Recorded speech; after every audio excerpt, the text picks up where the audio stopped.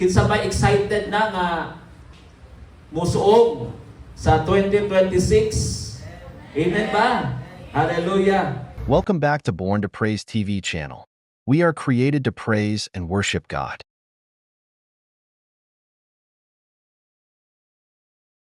So, kabalo na batag unsay ato ang mga dapat buhaton? Kabalo na batag unsay mga strategy para nga ma-overcome nato ang tanan nga mga pwedeng mga hindrances kay pana sa kaaway sa ato Andam na ba mga igsoon?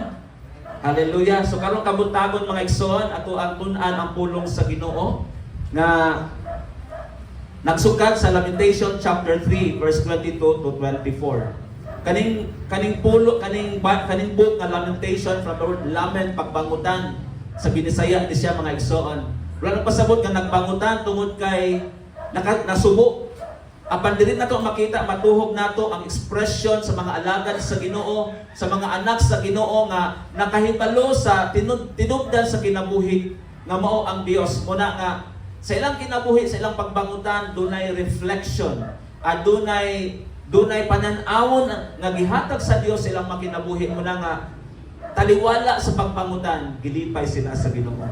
Munang doon natin tulo ka mga bersikulo mga igsoon gikan sa 22, 23 ug 24 ug usa kini mga igsoon ka reflection ug usa ka expression sa usa ka tagsulat ug ipadayag sa matag sa usa kanato mga igsoon sa diyang atong gi-close kining chapter sa 2025 mga igsoon ining tuiga sa 2025 diyan dadon nato mga igsoon ubani ko ninyo sa pagtangkilik aning title or tema nato karong kabuntagon, Finishing the Year with Faithfulness. Ato ang i-close ang chapter sa 2025 diha sa pagkamatinud-anon, ato ang lantawon mga igsoon kung giunsa ta pagbuhi sa Ginoo sa 2025. Kabalutan nga daghantang mga experiences nga wala nato masabti, wala nato mahimot Napo tay mga experiences na taliwala na ng tanan but yet the Lord is so good to us. Maayo gyud si Lord mga igsoon mo na nga niingon diri ang tagsulat, dili gayud mulubad ang gugma sa Ginoo ug walay kinutuban ang iyang kaluoy. Bag-o kini adlaw-adlaw pagka matinumanon gayud niya ang Ginoo ray akong bahanti, busa siya ang akong paglaom. Muna akon atong ibutang ang atong trust sa ato ang kaila, sa atong higala, mga igsoon mapakyas rata. Pero mas bulahan ang tao nga nihatag sa iyahang hope diya sa Dios tungod kay dili siya pakyason sa Ginoo. Hallelujah. Sa diyan kita mga igsoon ato ang hinuklugan mga igsoon ang mga panahon nga diin dihado ta. Pero diya sa Ginoo mga igsoon walay na dihado.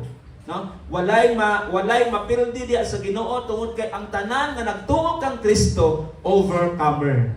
Amen. Ino na imong tapat, overcomer ka. Not because of your mind, not because of your ability, but because of Jesus. No? Tungod kang Kristo, nagmadaugon ta. Mapagpasawit ganiya, nagmadaugon ako. Hey, nagmadaugon ako. Kinsa man ka nidaog? Nidaog ka tungod kang Kristo.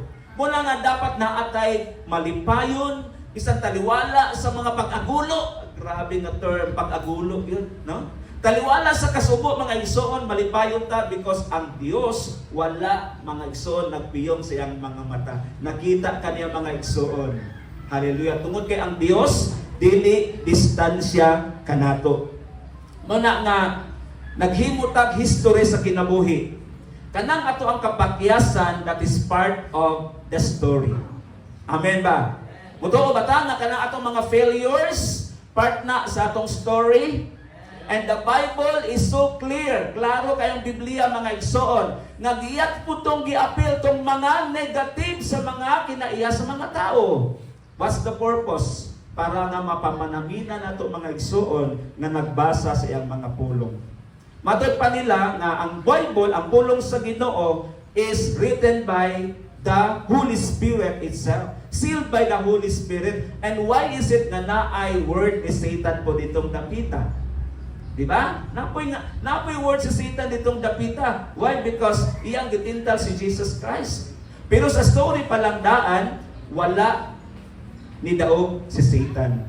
Apan ang nidaog ang pagkagamhanan sa atong buhi nga Dios. Ingon po sad niya ang atong kinabuhi mga igsoon. Once atong gi-yield ang atong dependent diha sa Ginoo, diha lamang gyud sama sa gisulti sa 24, ang Ginoo ray akong bahandi, busa siya lang ang akong paglaom. So kung naglaom ta mga igsoon sa Dios, wala nato gi-focus ang atong mga mata niining kalibutan. Kaya kung i-focus o itan-aw nato ang atong mga mata sa tanan nga makita nato mga igsoon, dili og dili gyud ta mahingpit hangtod sa pagbalik sa Ginoo. So nintak na sa kabuntagon mga igsoon, ato ang sugdan mga igsoon nga dili lang bag-o ang kalendaryo sa ato ang balay. Amen. Kisa na ba dagang kalendaryo ron? Dagang kalendaryo no? Wa pa kay nahuman ang itong chapter gani. Nabang ita sa 28 pero nanay kalendaryo gyud prepare. O tanawa na diha o. Right? Ngano man na because excited ta. Amen. No, because kay mo pour out ang Dios sa iyahang dagko kayong mga butang kay dili biya limitado ang Dios. Amen. Mo na mga igsoon wala nagpasabot nga excited na ta. That means nga excited ta sa deal sa Ginoo sa tuang kinabuhi. So karon kay aron nga mahimot ang more excited pa ta mga igsoon, let us be faithful kung unsa ang i-carry sa Ginoo sa atong kinabuhi. Kung papasaanon ka sa ginugbug-at, then what you are going to do? Pasaanon nato mga igsoon. Kay dili papasaanon sa Dios ang mga tao nga dili niya makaya. Makaya ra gyud nato. So para makaya nato mga igsoon, atong unahan, atong sugdan ang ato ang mga puntos mga igsoon nga atong makita sa Lamentation chapter 3 gikan sa 22 hangtod sa 24. Una niini mga igsoon, looking back. Ato abang lantawon ang nakalipas. No? Ningon ang Bible nga forgetting what lies behind. That means nga dili na dapat nato tong lingion ang nakalipas. Pero ang kanta nag-ingon, ang nakalipas di na angay pang balikan. Pero kaning looking back, ato arang i-unwind ang atong mga kaugalingon to summarize the chapter nga ang Dios mga igsoon namuhat sa atong kinabuhi. So unsa may ato ang i-look back? Ang i-look back nato mga igsoon ang pagka-maayos sa Dios. God has faithful in every season. Unsa man in every season? Kining mga panghitabo sa atong kinabuhi na ay joy, na ay sadness, no? Na ay kalipay, na ay kasakit. Mao na ang kinabuhi. Kinahanglan nga ikaw ug ako kabaluta kung asa ta mo lugar. Kung ang situation mga igsoon lipay ka, then you have to praise God.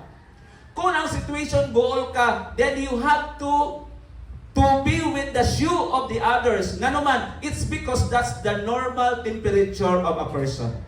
Normal usaha hilantan beta, pero dili sa tanang panahon hilantan ta, maayo po na nga atong lawas. That is part of the season. Kung atong latawon mga igsoon, ang Psalms 126 verse 3. Psalms 126 verse 3, unsay giingon? The Lord has done great things for us, and we are filled with joy.